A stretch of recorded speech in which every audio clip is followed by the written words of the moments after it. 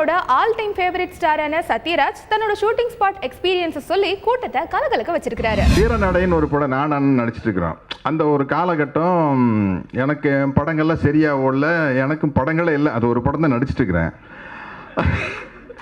அப்போ அன்னைக்குன்னு பார்த்து சாயந்தரம் ஒரு டைரக்டர் என்கிட்ட கரை சொல்ல வரேன்னு சொல்லிக்கிறாரு. அப்போ நான் இவர்கிட்ட ரொம்ப பந்தா பண்ணிக்கிறேன் அண்ணங்கிட்ட. நம்ம தம்பி சீமான் தான் டைரக்டர், சீமான் கொஞ்சம் சீக்கிரம் விட்டுருங்க, நான் சாயந்தரம் என்னை பார்க்குறக்கு ஒரு டைரக்டர் வராரு, கதை கேட்கணும்னு சும்மா, அதாவது நம்மளுக்கு படமே இல்லாத நேரத்தில் ஒரு ஆள் வந்திருக்கிறா அப்படின்ட்டு. கவுண்டமணி நான் சத்யராஜ் எப்படி இருந்தாலும் அந்த கதையை நீங்கள் வேண்டான்னு சொல்ல போகிறதில்ல.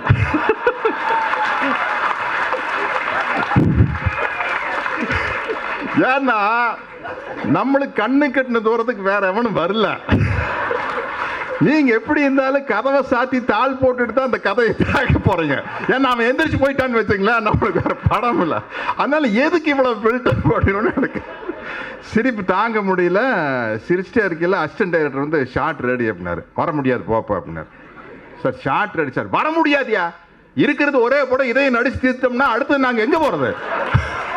நாங்கள் நிறுத்தி நிதானமாக தான் ஷார்ட்டுக்கு வருவோம், அவ்வளோ சீக்கிரம் வந்துட முடியாது. இந்த மாதிரி வந்து பக்கத்தில் உட்காந்துருக்கல அவர் பேசிக்கிட்டே இருப்பார். இப்போ வந்து யூடியூப்பில் வந்து ஒரு பெரிய ட்ரெண்டாக போயிட்டு இருக்கு. இந்த பாகுபலி படத்தில் கட்டப்பா ஏன் பாகுபலியை குத்துனாரு, அண்ணன் மூஞ்சி போட்டு கமெண்ட் போட்டிருக்குது. ஏய் நைட்டில் கண்ணு தெரியாமல் குத்திட்டான்ப்பா ஆளை மாற்றி.